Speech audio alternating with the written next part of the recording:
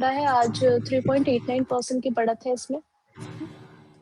देखिए यहाँ पर पोजीशन को होल्ड करके चल सकते हैं। अभी इन्वेस्टमेंट का सलाह हम नहीं दे रहे हैं इस स्टॉक में, अब क्योंकि बिल्कुल बॉटम के पास है, जरूरी नहीं है यहीं से बाउंस बैक ये काउंटर दिखाए, हो सकता है और कंसोलिडेशन और छोटा सा और करेक्शन आ जाए, बट बहुत ज्यादा लॉन्ग टर्म व्यू पॉजिटिव नहीं है। एक ट्रेडिंग स्विंग इस काउंटर में बन सकता है और उसमें 560, 580 और 600 तक के अपसाइड मूव आते हैं, बट इन लेवल्स पर अवॉइड करेंगे नया बाय। लेकिन जिसके पास भी पोजीशन है यहाँ पर 460 के एसएल्स है, होल्ड करके चल सकते हैं।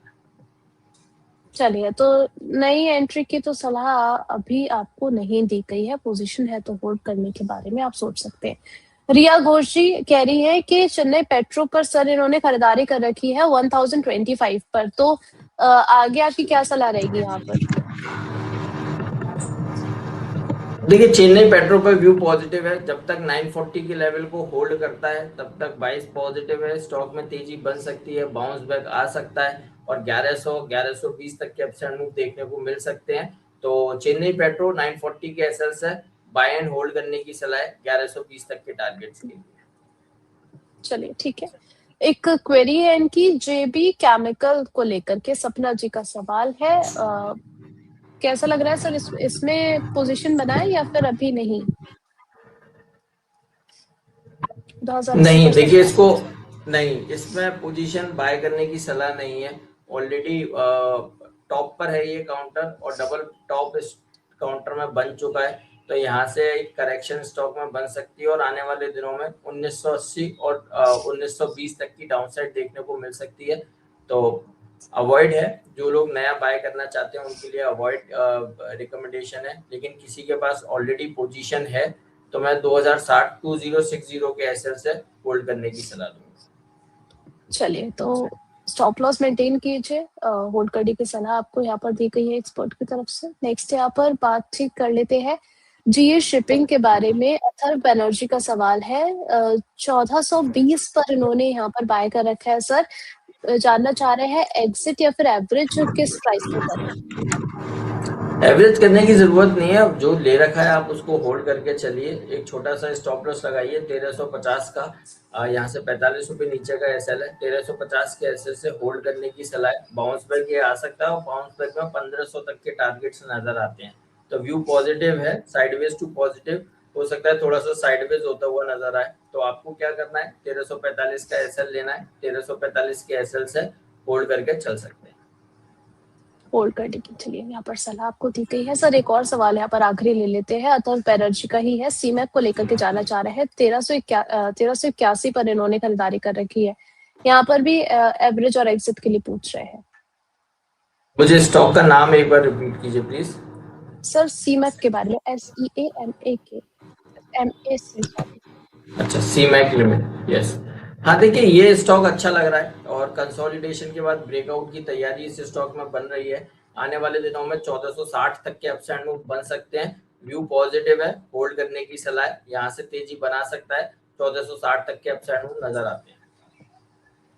चलिए ठीक है, तो यहाँ पर सर का इंडिकेशन काफी पॉजिटिव लग रहा है इस स्पेसिफिक स्टॉक को लेकर के, तो आप इस सलाह को देख करके चल सकते हैं। पोल क्वेश्चन देख लेते हैं, यहाँ पर था कि अभी मार्केट में किस सेक्टर में सबसे ज्यादा स्ट्रेंथ आपको दिख रही है, बैंकिंग, एनर्जी, फार्मा या फिर PSU? 38% वोटिंग जो है वो बैंकिंग की तरफ हमें देखने को मिली है, एनर्जी की तरफ 27% वोटिंग है, फार्मा की तरफ 19% वोट किया है लोगों ने, एंड PSU की तरफ 15% है। सर आपको किस सेक्टर में ज्यादा स्ट्रेंथ लग रही है इन चारों में से? देखिए एनर्जी की तरफ ज्यादा स्ट्रेंथ नजर आती है और जिसमें दिग्गज भी है, रिलायंस भी है, टाटा पावर भी है, और इस तरह के स्टॉक्स को आप अगर जगह देंगे तो एक बढ़िया रिटर्न यहाँ से बन सकता है। तो एनर्जी सेक्टर में अच्छा मूवमेंट बन सकता है, बाय एंड होल्ड करने की सलाह है। चलिए, एक आखिरी सवाल रिया घोष जी का है, पावर ग्रिड जो है इन्होंने 305 पे ले रखा है, REC 380 पर है, कह रही है कि सर मर्जर के बाद REC शेयर होल्डर्स को फायदा होगा क्या? देखिए ये कहना थोड़ा सा टफ है, इसलिए बेटर ये है जो लोग नया बाय कर रहे हैं, हम किसी को भी REC बाय नहीं करा रहे हैं, हम सबको यही सलाह दे रहे हैं, आपको अगर बाय करना है तो आप PFC की तरफ जाइए, क्योंकि पता नहीं क्या वैल्यूएशंस निकल कर आए, क्या नंबर्स निकल कर आए, उसमें हिट भी हो सकता है, क्योंकि दोनों ही स्टॉक्स में अच्छा रनअप देखने को मिला है। तो बेटर ये है आप PFC को बाय कीजिए, REC अवॉइड लिस्ट में रखिए, पावर ग्रिड भी अच्छा नजर आ रहा है, स्टॉक में बड़ा कंसोलिडेशन हुआ है और कंसोलिडेशन ब्रेकआउट दिखा रहा है, प्रॉपर सस्टेन नहीं हो रहा, बट स्टिल व्यू पॉजिटिव है। जिसके पास भी पोजीशन है 288 288 के एसएल से होल्ड करके चल सकते हैं। बाउंस बैक में 320 तक के अपसाइड मूव नजर आते हैं। चलिए सर, आपकी तरफ से भी हम समझना चाहेंगे, आपकी तरफ से कोई ऐसी रिकमेंडेशन है जो कुछ ऐसे स्टॉक्स है जिनको वॉच लिस्ट में ऐड करके चले, जहां पर आप देख रहे हैं अच्छा बाइंग फॉर्मेशन बनता हुआ नजर आ रहा है मिड टू लॉन्ग टर्म के लिए? देखिए रिकमेंडेशन नहीं है कोई भी, और रिलायंस का जिक्र हमने किया, हम रिलायंस को ही बाय करने की सलाह देंगे। रिलायंस को आप पोर्टफोलियो में जगह दीजिए, 1410 के आसपास रिलायंस ट्रेड होता हुआ नजर आ रहा है, बहुत ज्यादा व्यू पॉजिटिव है। 1500 नियर टर्म टारगेट है, 1500 अगर निकालता है ये काउंटर तो 1560 तक के अपसाइड मूव भी रिलायंस में नजर आते हैं, तो रिलायंस को आप लॉन्ग करके चल सकते हैं। अदरवाइज तो बहुत सारे स्टॉक्स पर बाय एंड होल्ड की सलाह दी।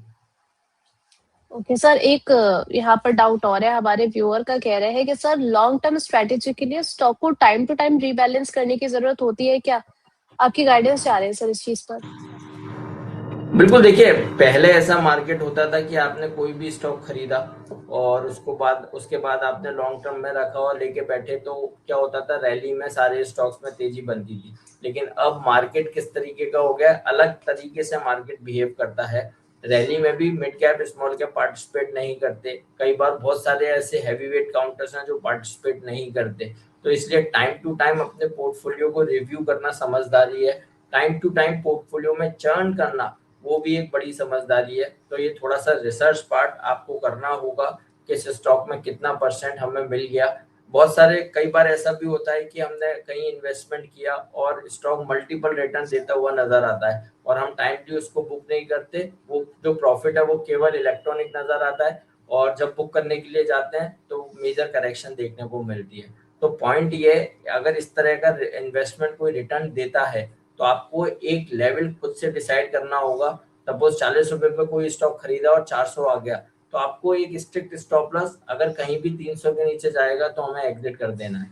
तो इस तरह की स्ट्रेटेजी बना के आप काम करेंगे तभी आपके पोर्टफोलियो को मल्टीप्लाई होता हुआ नजर आएगा। अदरवाइज तो जो भी प्रॉफिट है जो भी लॉस है वो सारा इलेक्ट्रॉनिक ही देखने को मिलेगा। तो time to time portfolio churn करना आज के वाले मार्केट में बहुत बड़ी समझदारी है। चलिए, तो इस सलाह को आप बिल्कुल देख करके चल सकते हैं। आपका जो डाउट था सर ने पूरा एक्सप्लेन कर दिया है कि किस तरीके की स्ट्रैटेजी आपको फॉलो करके चलनी है। यहाँ पर एक सोल्जर आए थे जिन्होंने कमेंट किया था, सर आप कमेंट बॉक्स देख पा रहे हैं? नहीं, मैं देख तो नहीं पा रहा कमेंट बॉक्स, नो।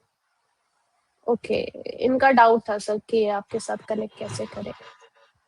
अच्छा, मेरा नंबर जो स्क्रीन पर आ रहा है 9958855400, आप मुझे इस पे व्हाट्सएप आप कर सकते हैं, और या फिर आप फाइनेंस ज्ञानी के थ्रू भी हमसे कनेक्ट कर सकते हैं। आप मैम तक या इनकी टीम तक आप नंबर पहुंचाइए अपना, देन मैं आप तक बात करूंगा फिर आपसे।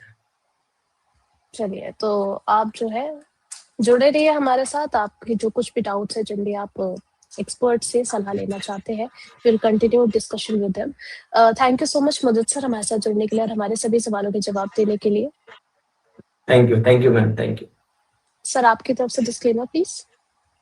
हाँ, देखिए जिन भी स्टॉक्स पर हमने बात की है उसमें से किसी भी स्टॉक में हमारी कोई पर्सनल होल्डिंग नहीं है, बट सिमिलर लाइंस पर क्लाइंट्स के साथ व्यूज और रिकमेंडेशंस शेयर करते हैं। जहां भी हमने बाय और होल्ड वर्ड का यूज किया है, तो कोई भी एक्शन लेने से पहले आप अपने फाइनेंशियल एडवाइजर से जरूर सलाह लें।